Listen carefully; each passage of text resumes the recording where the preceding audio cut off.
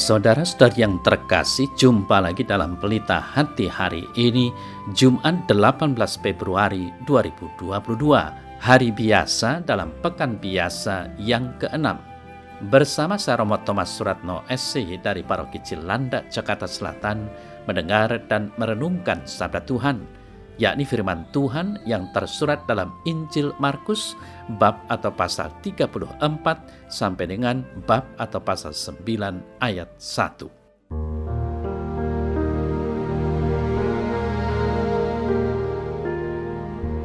Pada suatu hari, Yesus memanggil orang banyak dan murid-muridnya dan berkata kepada mereka, "Setiap orang yang mau mengikut aku, ia harus menyangkal dirinya, memikul salibnya dan mengikut aku.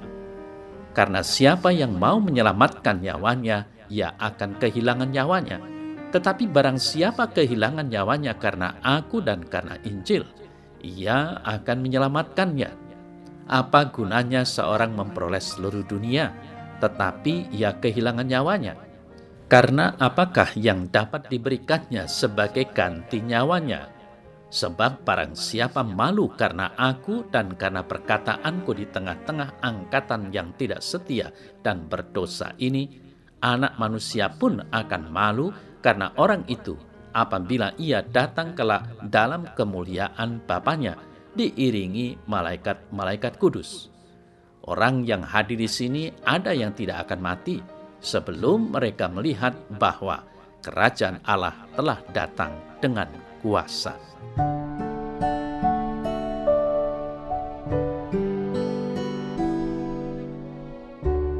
Saudara-saudari yang terkasih, setelah Yesus menegur Petrus, dia kemudian mengatakan bahwa setiap orang yang mau mengikuti dia harus melakukan apa yang dilakukan olehnya, yaitu melaksanakan kehendak Bapa. Yesus mengajarkan arti kemesiasan yang sesungguhnya dengan mengatakan bahwa Anak Manusia harus menderita, ditolak, dan dibunuh sebelum akhirnya bangkit pada hari ketiga. Saudara-saudari yang terkasih, Kristus tidak mengajarkan jalan pintas, tetapi ia menghendaki komitmen yang melibatkan penyangkalan diri dengan ketaatan dan kesetiaan terhadap kehendak Allah, sebagaimana dicontohkannya. Sebab tujuan yang ditentukannya bagi manusia adalah kehidupan kekal, maka kehidupan di dunia yang sementara ini harus dinilai dalam terang kehidupan kekal tersebut.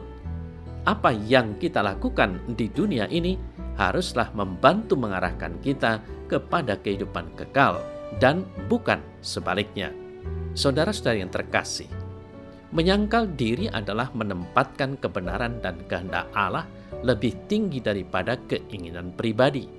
Ini adalah suatu tindakan yang tidak mudah, karena kita sering melakukan apa-apa yang kita anggap gampang dan menguntungkan kita tanpa mempertimbangkan apa yang sebenarnya diinginkan oleh Tuhan dalam kehidupan kita.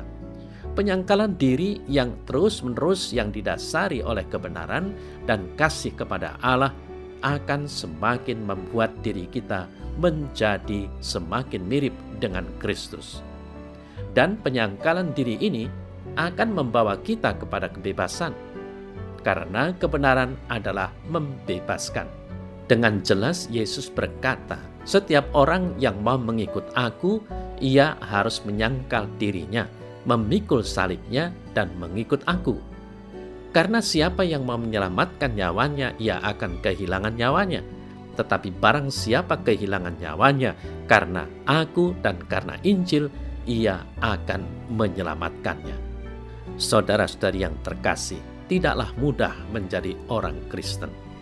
Tidakkah terkadang kita memiliki ide tersendiri tentang mengikut Yesus? Bahkan ada kalanya kita tidak menyukai bagian dari rencananya yang telah dinyatakan dalam hidup kita. Sama halnya dengan Petrus. Di awal mengikuti Yesus, ia memiliki satu ide besar dalam kepalanya. Seperti kebanyakan orang Yahudi pada saat itu, ia berharap Mesias akan membebaskan mereka dari penindasan bangsa Roma dan berkuasa sebagai raja mereka. Karena itulah, ketika Yesus mengatakan dengan terus terang bahwa dia harus menanggung banyak penderitaan lalu dibunuh, Petrus kesulitan menerimanya. Bukannya berusaha memahami, ia justru menegurnya. Petrus melewatkan perkataan Yesus bahwa dia akan bangkit setelah 3 hari. Benar, Yesus telah menyatakan sebuah mukjizat besar akan terjadi. Namun Petrus lebih peduli dengan apa yang ia pikirkan daripada yang Tuhan rencanakan. Saudara-saudari yang terkasih, tidakkah kita juga sering berlaku seperti Petrus? Ketika kita menjadi Kristen, kita berpikir hidup kita akan penuh berkat. Saat ada permasalahan, kita inginnya Tuhan segera menolong. Kita perlu mengetahui, sementara berkat dan pertolongannya adalah pasti, tetapi caranya seringkali tidak sama dengan yang kita bayangkan, yang kita pikirkan.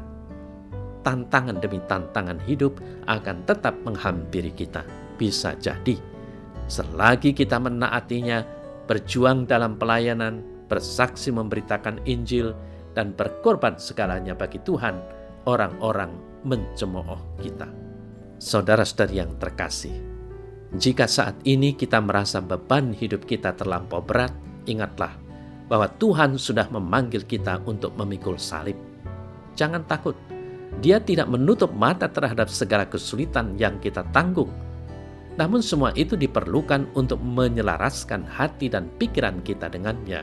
Percayalah, rencananya lebih besar dari segala keinginan kita. Tuhan tidak ingin sekedar memberkati kita di bumi ini, tetapi Tuhan rindu untuk melibatkan kita dalam kemuliaan-Nya. Sebagaimana tidak ada kemuliaan tanpa salib, maka tidak ada cara yang mudah untuk memperoleh bagian di sorga.